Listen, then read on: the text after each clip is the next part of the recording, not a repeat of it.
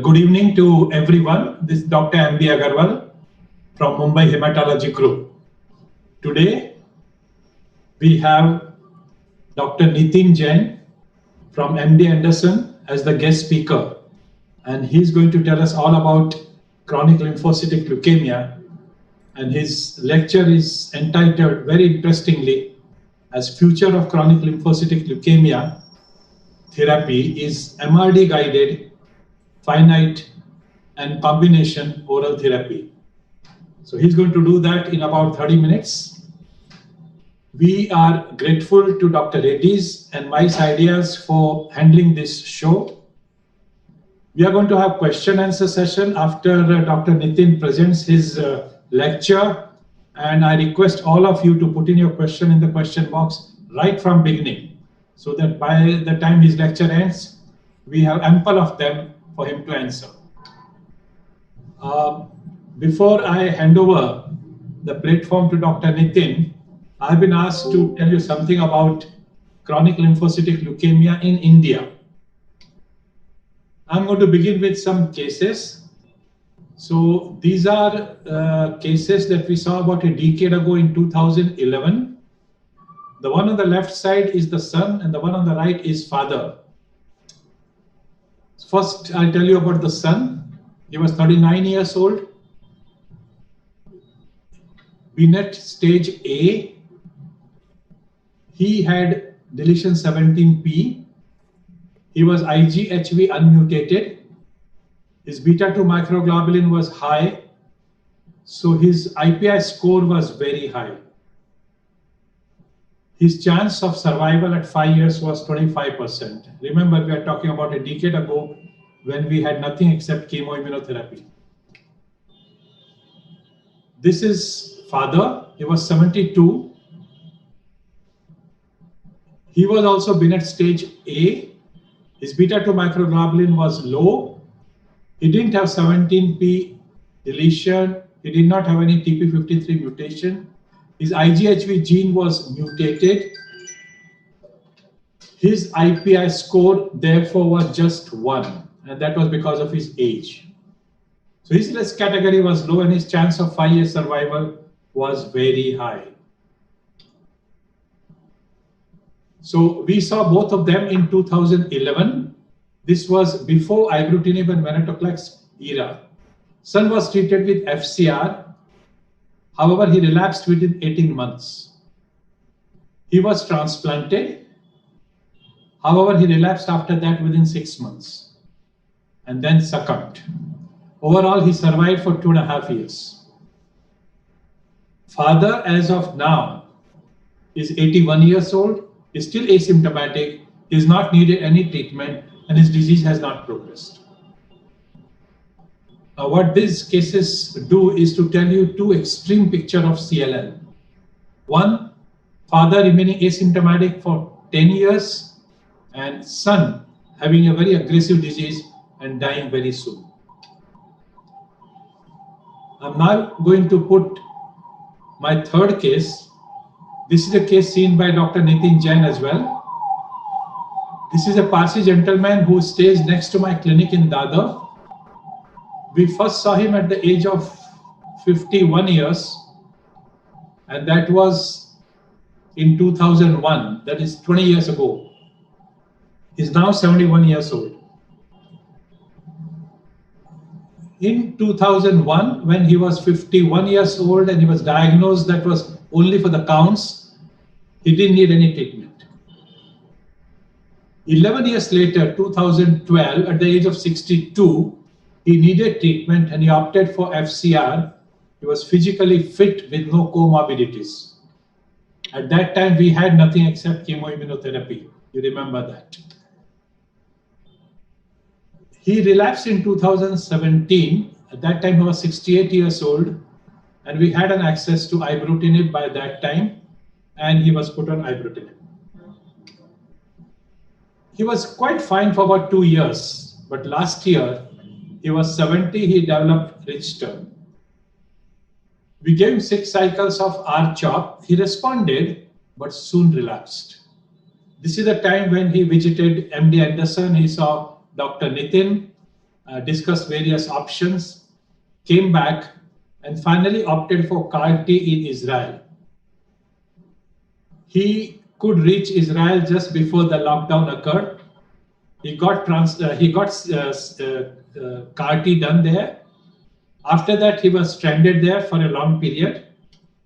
He just returned to Mumbai last month, and just before coming, the Israelis did his PET scan, and he is in complete metabolic response. So this is the story of this Parsi gentleman from Mumbai, from the age of 51 years to 71 years, and a couple of lines of treatment, from no treatment to FCR to ibrutinib to finally R-CHOP for Richter and now CAR-T. Chronic lymphocytic leukemia is the commonest leukemia in the Western world, and the figures are that it accounts for about 30% of all the leukemias. However, it is the least common type of leukemia in India, and most of the series published show that this is just about 5% of the leukemias in the hospital setup. This rarity is not just restricted to India, it applies to all Asian countries. The lower incidence amongst Indians persist, even those who have migrated and their dissidents in the West. The younger age of presentation of CLL in India is unfortunately associated with more advanced disease, aggressive course, and shorter time to treatment. In major cities like Mumbai and Delhi, the presentation of asymptomatic patients with either lymphocytosis alone or incidentally found lumps in the neck or armpit or groin is not unusual, and once again in published series has accounted for almost about 30% of patients. A good number of patients present in advanced stages with even marrow failure, and many other present with complications like infections or immune-related complications like ITP or autoimmune hemolytic anemia. Some even directly present with Richter syndrome. Financial constraints in India interfere with detailed workup and treatment. However, immunophenotyping by flow, which is the basis of diagnosis, is widely available, and the FISH test for prognosis is also widely available.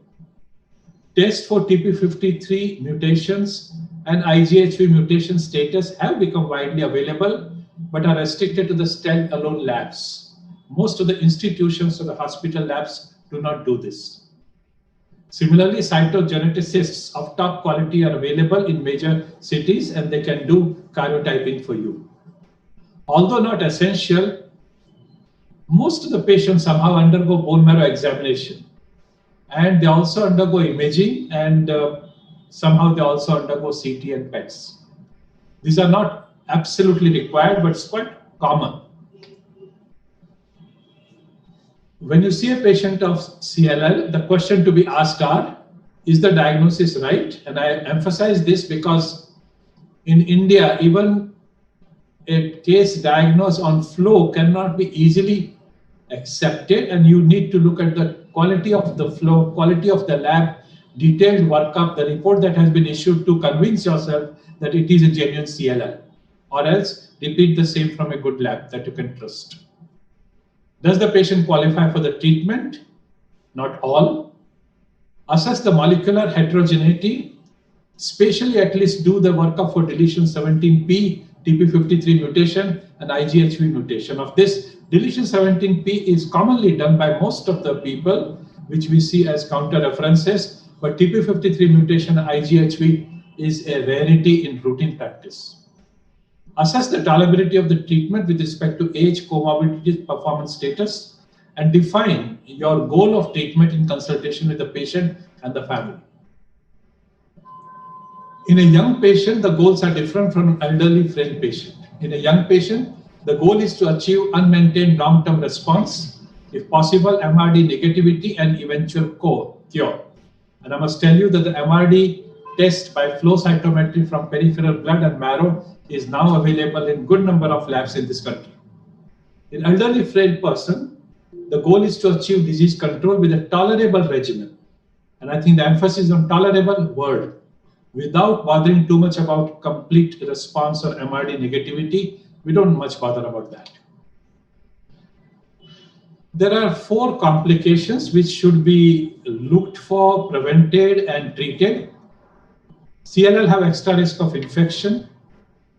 Autoimmune disorders like ITP, autoimmune hemolytic anemia, and pure cell aplasia. Always this risk of transformation to digital high-grade lymphoma and second malignancy. You should rule these out before you concentrate on CLL.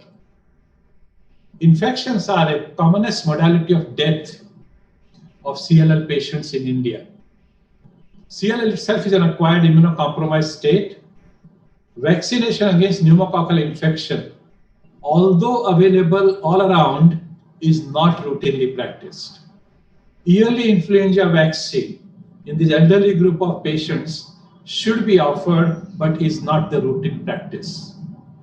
Even looking for their hepatitis B status, and if they are candidate, giving them hepatitis B vaccine is not widely prevalent.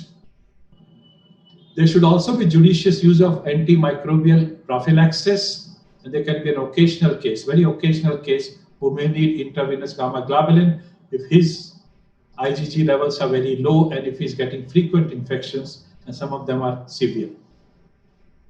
Bendamustine is the most popular treatment in India today, and it does result in long-term risk of infections, and this must not be forgotten, and it is less realized. Tools at our disposal in India are, we have all the 3 alkylating agents, chlorambucil, cyclophosphamide, bendamustine. We have 2 purine analogs, fludarabine and cladribine. Both have gone out of fashion. We have steroids. We have anti-CD20 antibody, 2 of them, rituximab and obinutuzumab. Ofatumumab has been withdrawn. Obinutuzumab, unfortunately, only the innovative molecule is available and is exorbitantly priced, and hence most of the patients do not have an access to it so easily. And that will be a setback, as you will realize after Dr. Nitin Jain presents his talk. Novel agents, ibrutinib, we have an access to from last couple of years, and now we have generic ibrutinib, which has made it easier to administer to the masses. Even then, the cost of ibrutinib with generic comes to rupees 30,000 rupees a month. So it's not for everybody, but yes, it is for many. Tools that are not available to us are pentostatin never came to India. Alemtuzumab was there in India, but has disappeared. In any case, it's not any modern treatment for CLL. ACAL ibrutinib will be launched in India next month, and that will be a great news. There is no news about venetoclax being launched in India. Roche appears to have no interest at the moment, and that's a setback. And adalimumab or any other equivalent molecule is not available in India. Commonest and the popular regimens. Young, fit, with no comorbidities were being treated with FCR till bendamustine arrived. Today, FCR has become a rarity. FCRI, which I'm sure Nitin is going to talk about, is not practiced. BR is very, very, very, very popular. Ibrutinib generic has become popular. It's just the beginning of it because generic just became available. But I suddenly see a surge of patients who are being put on ibrutinib. And of course, with COVID era, there is an interest of both clinicians and patients to go for oral home therapy. So ibrutinib is further picking up. Elderly, fit, with no comorbidities usually are treated by BR. Very old, unfit, and comorbidities are often treated without bendamustine. Chlorambucil is the drug of choice. Often it is used alone, and that's very popular. Of course, there are patients treated with chlorambucil and rituximab. Chlorambucil, obinutuzumab is not a popular regime in India. And use of ibrutinib again in this group is picking up after generics. FCR light has been used. I see the prescriptions all around. FCR light is FC dose reduced and rituximab escalated variant of FCR.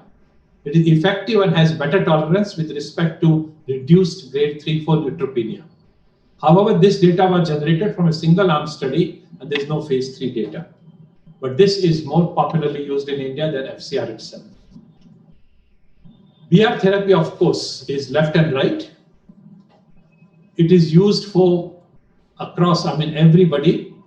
Today with the government policy, rituximab is available at throwaway price and bendamustine does not cost much. So BR is a regime all around. Benda is inferior to Fludara. It is superior to chlorambucil, but gels well with rituximab to give you an acceptable CR. And it is used in India both upfront and in relapse setting, left and right. In elderly persons, BR is superior to chlorambucil rituximab with a CR of 21% versus 7% and a longer progression-free survival of 39 versus 29 months. Interestingly, BR gives longer 5-year progression-free survival in women, and it causes more myelosuppression in women. I don't know the mechanism.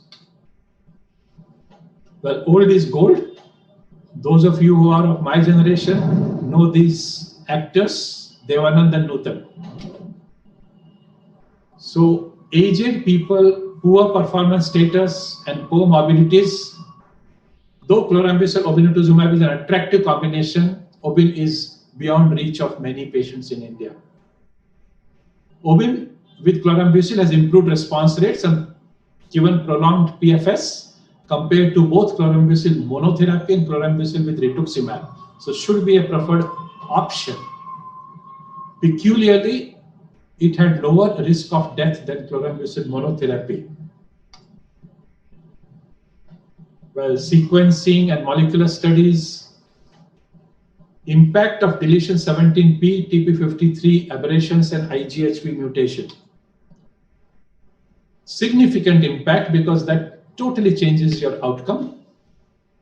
FCR and BR are poor choices for this group of patients and even detrimental because it can shorten the survival when you give chemotherapy to a patient having this mutational changes. However, good number of patients are being treated by BR without looking at deletion 17p or TP53 mutation. In fact, TP53 mutation looking up is very rare. People just do fish and stop there. Ibrutinib is the best treatment from the package that we have available in India, and there is current consensus on that. It gives much better long-lasting results than all other modalities we have availability in India. So it has become popular, especially with generic version. I conclude my talk by saying that in daily clinical practice, the goal of therapy must be defined before selecting a particular treatment strategy, because today you are very fortunate that you have huge number of them. When I was a student doing hematology, it was chlorambucil plus prednisolone. Then came FCR, then BR, and then ibrutinib and rest of. Chemo is the standard of care for treatment of CLL in India for most. Addition of rituximab is synergistic and quite popular. FCR, FCR light, FCRI, BR, chlorambucil, rituximab, chlorambucil alone are various things which have been used depending upon the age, fitness, and comorbidities. Chemo-free treatment using novel agents is restricted to ibrutinib. It's an exciting approach because increasing number of patients now have an access to it. Ibrutinib can be used across the board irrespective of age, mutational status, TP53 status, FISH results, de novo patients, and relapse refractory patients. And we do see now patients who are being put on ibrutinib without basic workup. And that should ring alarm because that's not good practice. One must remember that chemo-free treatment does not equate to toxicity-free treatment. And I'm sure Nitin is going to tell us all about toxicity of these oral agents.